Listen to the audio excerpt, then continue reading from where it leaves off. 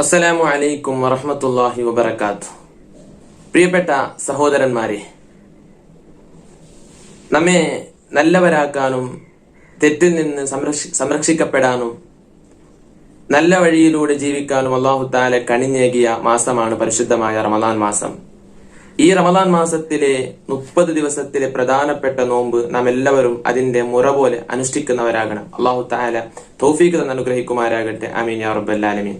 എന്നാൽ പരിശുദ്ധമായ റമദാൻ മാസത്തിന്റെ 30 ദിവസത്തിലെ ഈ നീണ്ടു നിൽക്കുന്ന നോമ്പിന്റെ പിന്നിൽ ഒരു പ്രധാനപ്പെട്ട ചരിത്രം, അതിന്റെ രഹസ്യമായി മഹാന്മാർ നമുക്ക് പഠിപ്പിച്ചു തന്നിട്ടുണ്ട്. ആ ഒരു വിഷയം, ആ ചരിത്രം എന്താണെന്ന് നിങ്ങളെ മനസ്സിലാക്കി തരാനും നിങ്ങളുടെ മുമ്പിൽ പ്രതിപാദിക്കാനാണ് ഈ ഒരു പുതിയ വീഡിയോയിലൂടെ നിങ്ങളുടെ മുമ്പിൽ വന്നിട്ടുള്ളത്. പൂർണ്ണമായും നിങ്ങൾ ഈ വീഡിയോ സ്കിപ്പ് ചെയ്യാതെ കണ്ട് നിങ്ങളുടെ സഹോദരിമാരിലേക്ക്, നിങ്ങളുടെ കൂട്ടുകാരിലേക്ക് ഷെയർ ചെയ്യുക. അവരിലൂടെ സബ്സ്ക്രൈബ് ചെയ്യാൻ പ്രത്യേകം അറിയിക്കുക. ആ രൂപത്തിൽ നമ്മുടെ ഈ ദീനി പ്രവർത്തനവുമായി നിങ്ങൾ പൂർണ്ണമായും സഹകരിക്കുക. അല്ലാഹു തആല തൗഫീഖ് തന്ന് അനുഗ്രഹിക്കുമാരാകട്ടെ. ആമീൻ യാ റബ്ബൽ ആലമീൻ. മഹാനായ സ്വഹാബികളിൽ പ്രധാനപ്പെട്ട ഒരാൾ അനസ് ഇബ്നു മാലിക് റളിയല്ലാഹു അൻഹു അവിടുന്ന് പറയാണ്, ഖാല. ഇത് മഹാനായ ഇമാം ഗസ്സാലി റഹ്മത്തുള്ളാഹി അലൈഹി അവിടുത്തെ സുല്ലത്തുൽ ആരിഫീൻ എന്ന ഗ്രന്ഥത്തിന്റെ 266-ാമത്തെ പേജിലൂടെ ഈ ചരിത്രം നമ്മെ പഠിപ്പിച്ചു തരികയാണ്. അനസ് ഇബ്നു മാലിക് റളിയല്ലാഹു അൻഹു പറയാണ്, ബൈനമാ റസൂലുള്ളാഹി സ്വല്ലല്ലാഹു അലൈഹി വസല്ലം ജാലിസൻ മാ അസ്ഹാബിഹി അതാഉ നഫറു മിനൽ യഹൂദ്.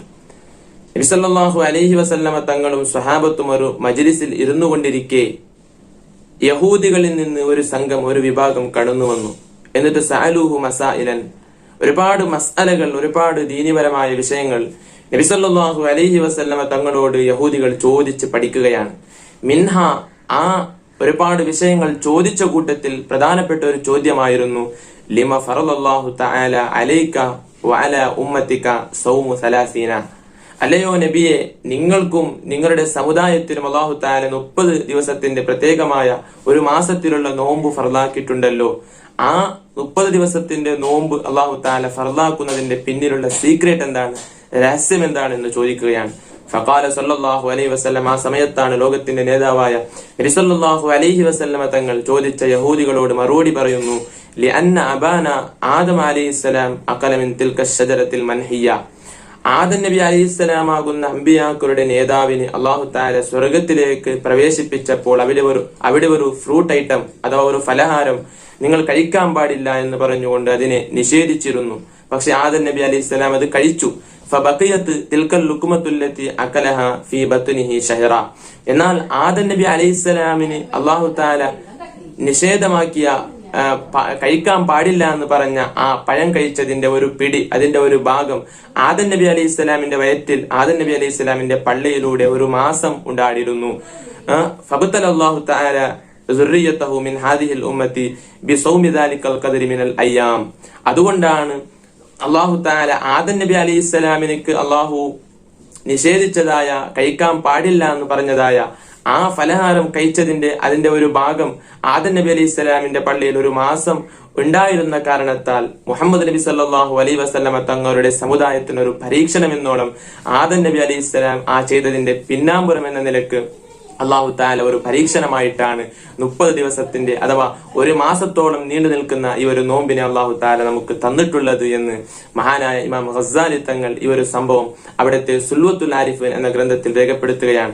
റസൂലുള്ളാഹി സ്വല്ലല്ലാഹു അലൈഹി വസല്ലം തങ്ങൾ ഈ ഒരു വിഷയം പറഞ്ഞപ്പോൾ ഫഖാലു സദഖ്ത, ഈ വിഷയം കേട്ട യഹൂദികൾ അഥവാ ഈ വിഷയങ്ങൾ ചോദിക്കാൻ വന്ന യഹൂദികൾ സദഖ്ത, നിങ്ങൾ സത്യം പറഞ്ഞിരിക്കുന്നു എന്ന് സമ്മതിക്കുകയാണ്.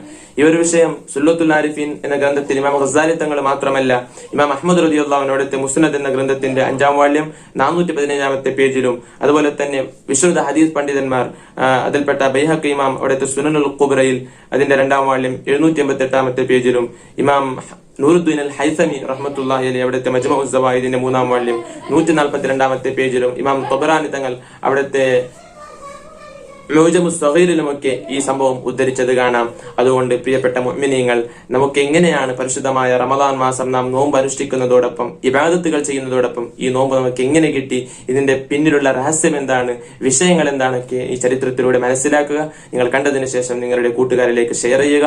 അല്ലാഹു തആല നന്മയിലേക്ക് പരസ്പരം ചെയ്യാനും അതിൽ സഹകരിക്കാനുള്ള തൗഫീക്ക് നമുക്ക് എല്ലാവർക്കും അല്ലാഹു തആല അനുഗ്രഹിക്കുമാറാകട്ടെ. റമദാൻ അല്ലാഹു നമുക്ക് അനുകൂലമായി സാക്ഷി നിർത്തുമാറാകട്ടെ. ആമീൻ യാ റബ്ബൽ ആലമീൻ എന്ന് ആത്മാർത്ഥമായി ദുആ ചെയ്തുകൊണ്ട് എന്റെ ഈ പുതിയ വീഡിയോ അവസാനിപ്പിക്കുകയാണ്. അസ്സലാമു അലൈക്കും വറഹ്മത്തുള്ളാഹി വബറകാതുഹു.